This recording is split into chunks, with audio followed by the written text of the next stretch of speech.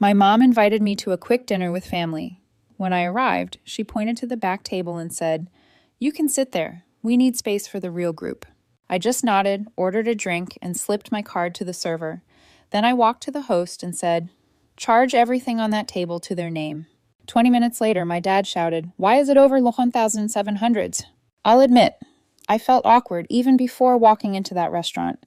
The kind of awkward where you can already sense something's wrong but can't quite explain it. My gut was telling me this wasn't just a dinner, it was something else. I shook it off like I always did. It was just dinner with family. How bad could it be? My mom texted a few days before, "Quick dinner with family this Saturday. Nothing big." I hesitated before answering. Last time we all met, I ended up covering the whole check, almost $900, and nobody even blinked. My dad had said something like, "Good thing Olivia's got no kids to feed." And they all laughed like it was hilarious. I didn't.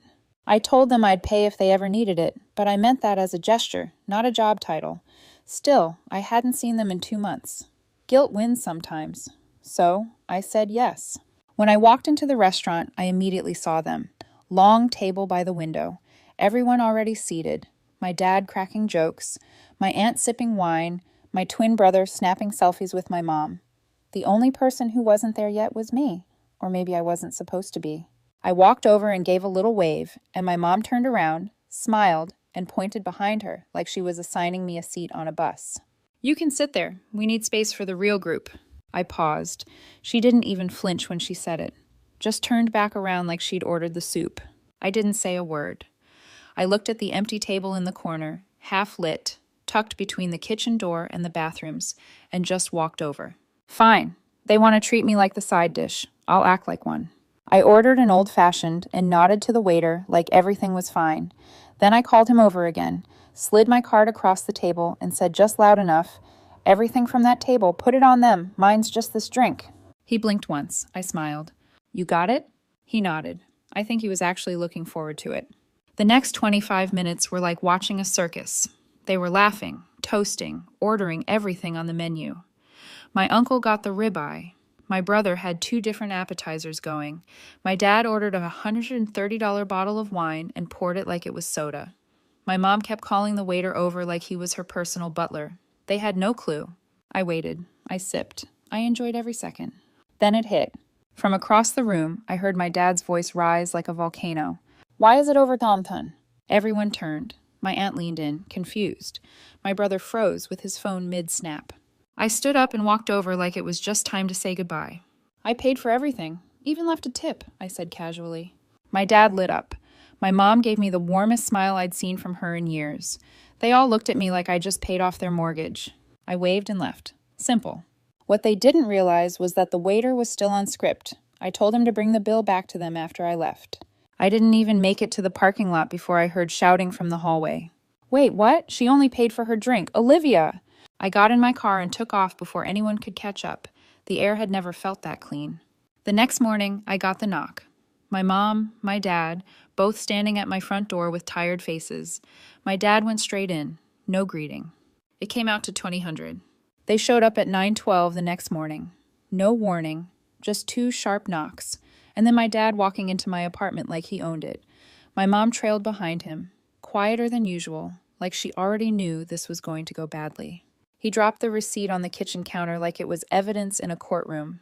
"It came out to $2,100, he said. "No, good morning, no, how are you? Just that number." I looked at the receipt, didn't even touch it. "I paid for my drink," I said. That's when the real show started. He started walking in circles like he was working himself up, throwing phrases at me. "We raised you better. This is low. You embarrassed us. Your uncle had to cover the tip." He made it sound like I'd set their house on fire. My mom only spoke when he paused to catch his breath. "Olivia, we just thought you'd help." Help. That was the word they always leaned on. Help me paying for everything. Help me sitting at a side table like a forgotten cousin. Help me staying quiet so the rest of them could have a good time. I listened. I let them talk for over an hour. I barely said a word. When they were done, I said, "You're mad because I treated you exactly how you treated me." That stopped him for half a second, but he didn't respond. He just turned around and stormed out with my mom behind him. I thought it was over. 10 minutes later, I heard a loud crack from outside. I ran to the window and saw my dad jogging back to the car. My mom was already in the passenger seat. My car window, driver's side, was shattered. Glass everywhere. A rock was sitting in the seat. They didn't wait. They drove off like it was nothing. I stood there staring at the mess. I didn't scream. I didn't chase after them. I went back inside, opened my laptop, and pulled up the footage from the security cameras I had installed last fall after a package was stolen. There it was, clear as day. My dad walking toward the car, checking around, picking up a rock, and throwing it straight through my window. I saved the footage. Then I filed a police report. I told the officer everything, gave him the video. He asked if I wanted to press charges or just get compensation. I said I wanted every dime back. That window wasn't just broken, it was a message. And so was my response.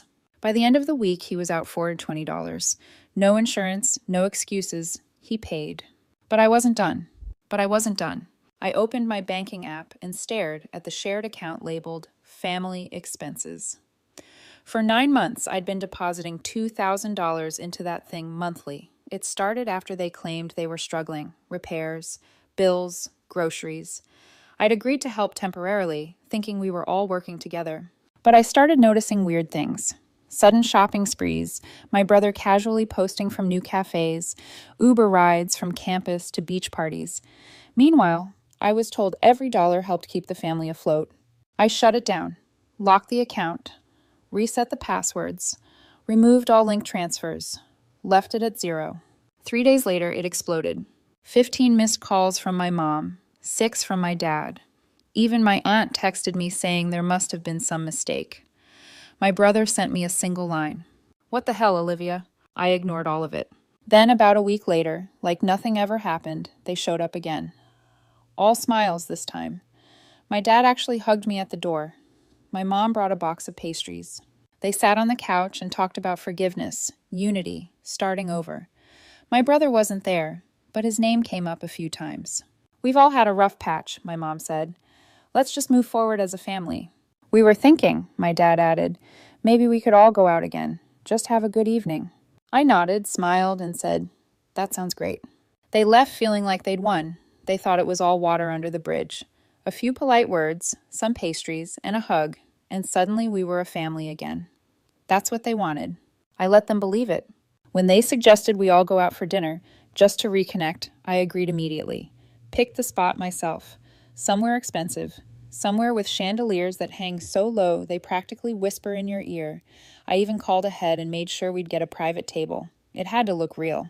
Saturday night. I got there 10 minutes early, already dressed like I didn't have a care in the world. White blouse, clean watch, smile ready. They showed up together. All of them dressed nicer than usual. My mom looked pleased.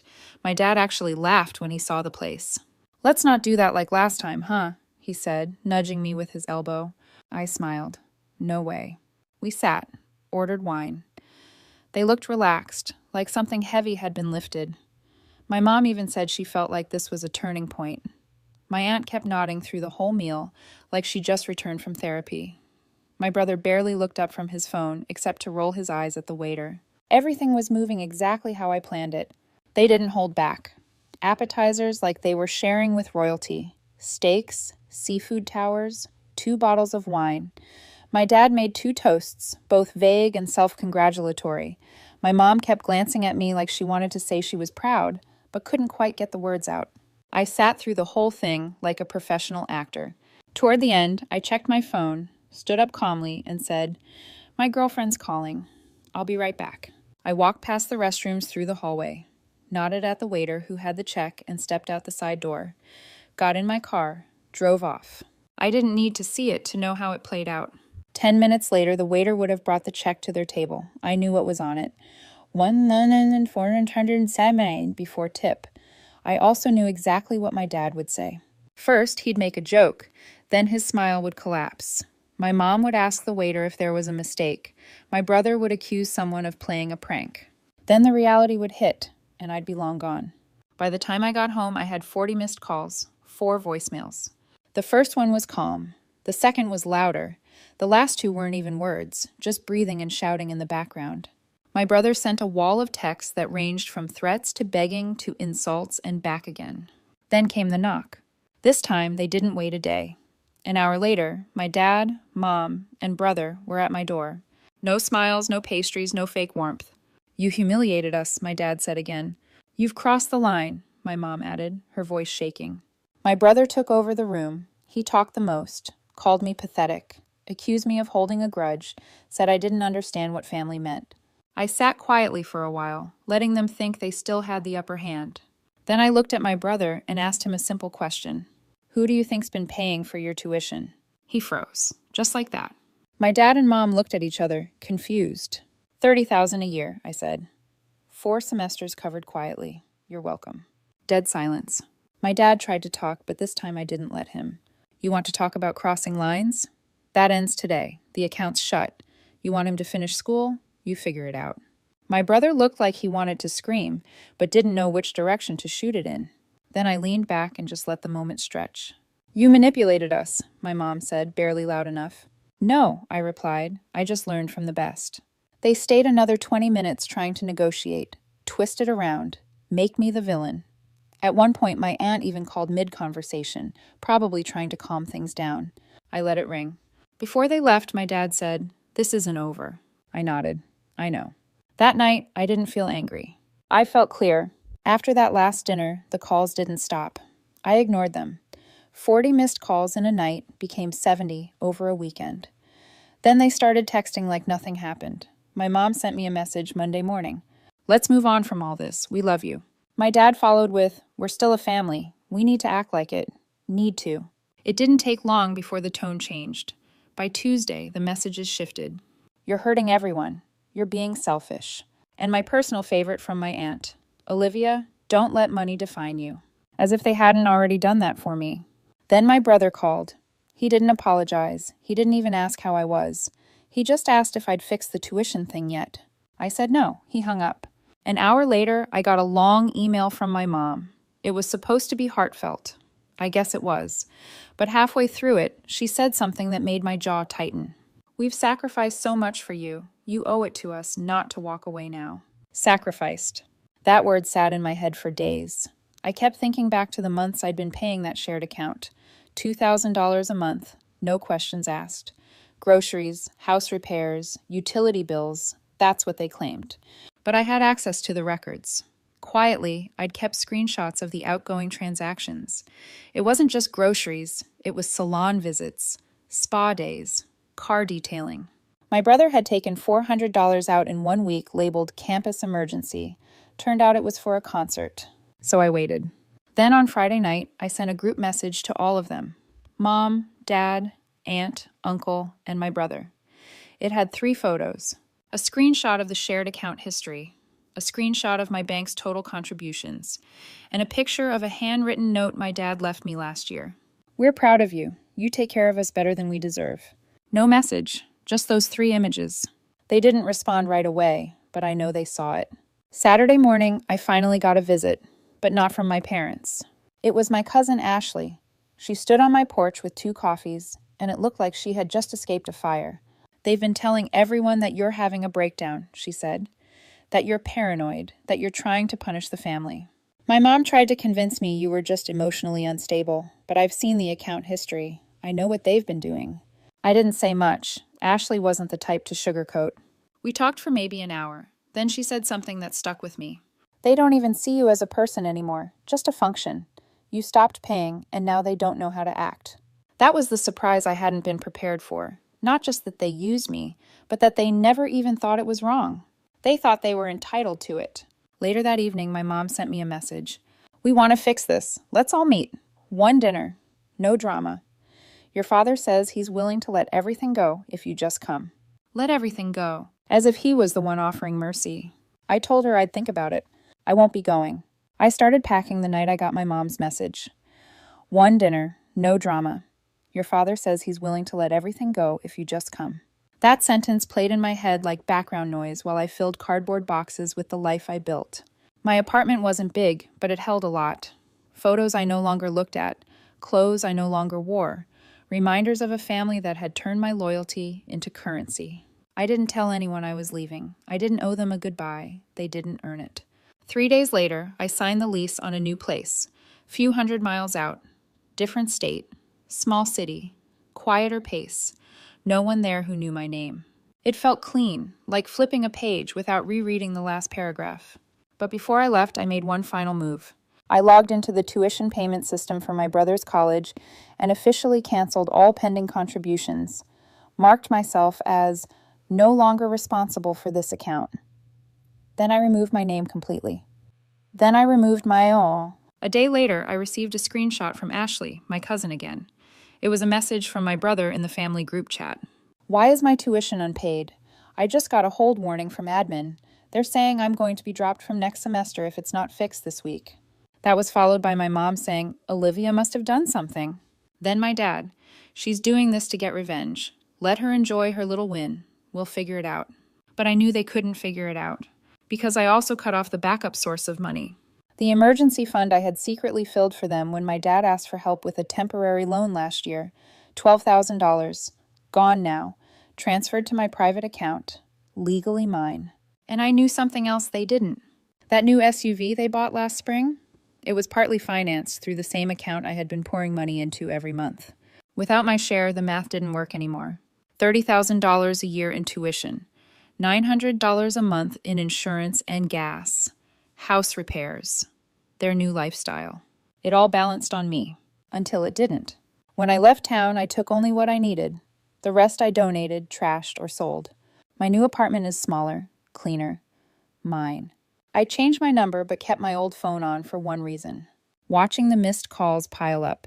They called from new numbers, sent emails, even mailed a handwritten letter asking me to reconsider for the sake of the family. Then came the twist I didn't expect. A message from my aunt. They're thinking of taking legal action if you don't resume support. Legal action. I laughed out loud in my new kitchen while reading that. There was no contract, no agreement. Just their entitlement now turning into desperation. And then silence. That was a week ago. Now I sit here watching the sunset over a city they'll never find me in, and thinking about how far I let it go before I finally chose peace. They made me into a provider. Now they'll have to live without one. It's been 3 months. 3 months without forced dinners, fake apologies, or guilt masked as love. I wake up now without checking my phone, without wondering what kind of manipulation is waiting in my inbox. The silence is beautiful. So is the freedom. I settled in faster than I expected. New apartment, new job setup, new coffee shop down the street that knows my order by heart. I even started dating someone. Nothing serious yet, but different. Honest. She knows about the mess I left behind, and for the first time, I don't feel embarrassed saying it out loud. I thought cutting ties would feel heavier. It doesn't. It feels like pulling out a splinter you didn't realize had been infecting you for years. The last message I got from them was 2 weeks ago. My brother wrote, "You've ruined everything. Hope it was worth it." I didn't answer. My mom sent a picture of the house, a subtle attempt to trigger nostalgia. The caption said, "Still your home if you want it." It's not anymore. Word got around to the rest of the extended family. A few relatives reached out to say they were proud of me. One of my uncles even told me, "You did what I never had the guts to do." I didn't expect that, but it made something clear. This wasn't just about my family. It was about a system of taking, of obligation masked as tradition. As for my parents, they've gone quiet again, probably hoping time will reset things, that I'll eventually get nostalgic, that I'll forget the rock through my car window, the manipulation, the way they laughed while sitting at the real group table. I won't. But here's the truth. I don't hate them. I just don't trust them. And that's the difference.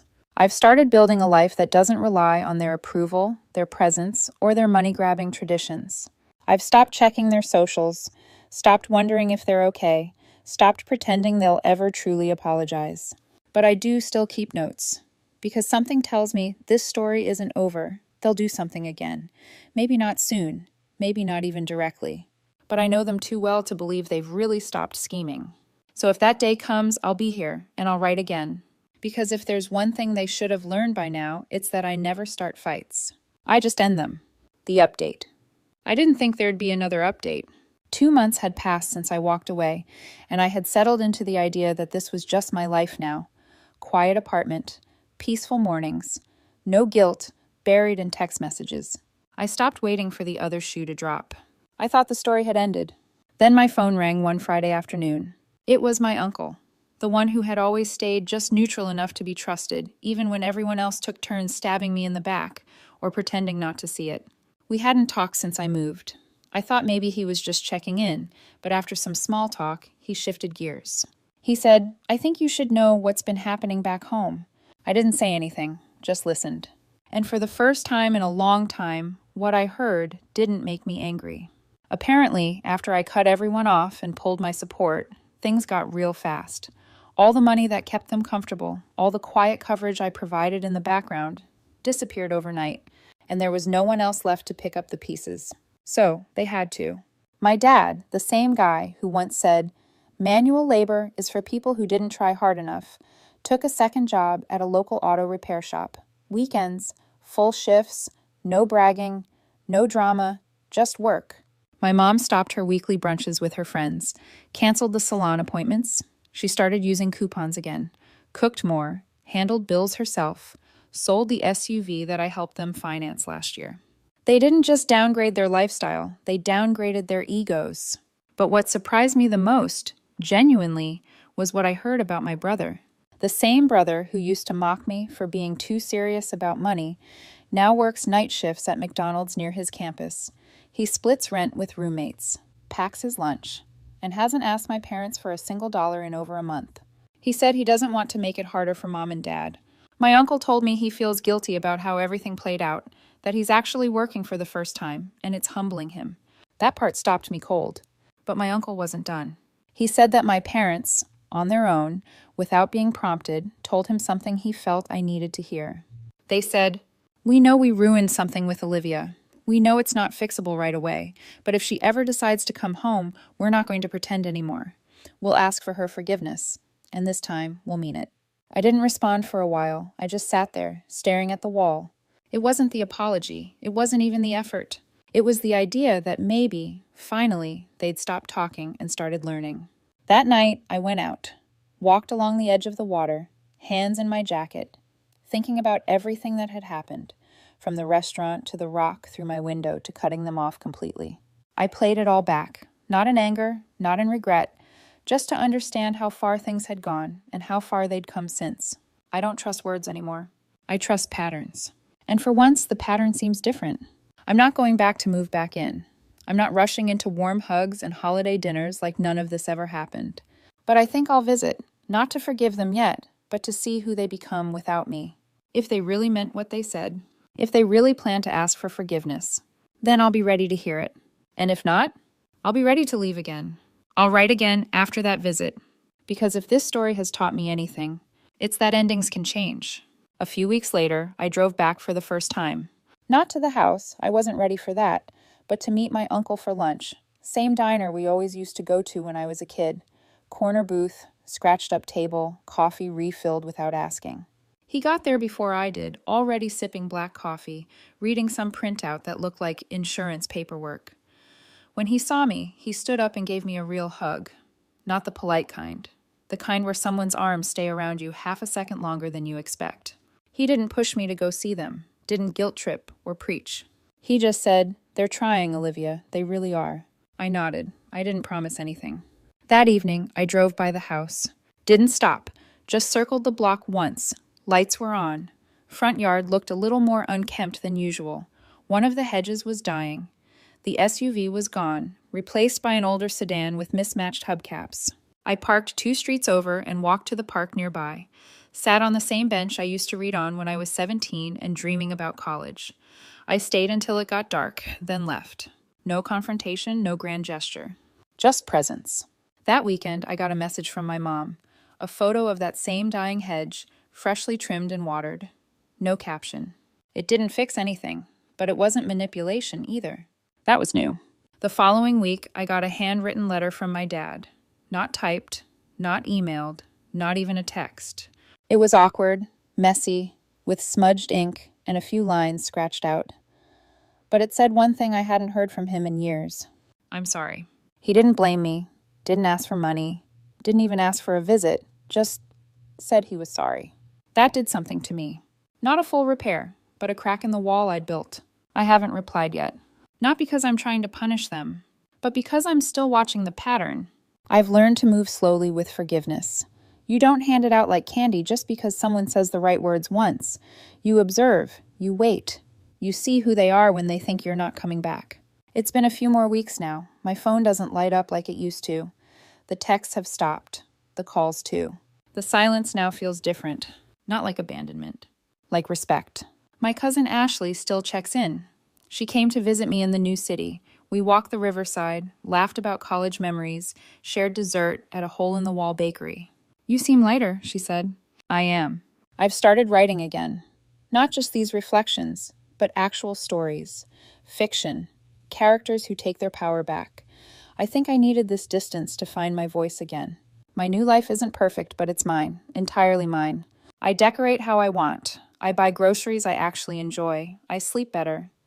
I don't flinch when my phone buzzes. Sometimes I still think about the old days. Family dinners before things got complicated. Backyard birthdays. Movie nights on Fridays. But I don't let nostalgia lie to me.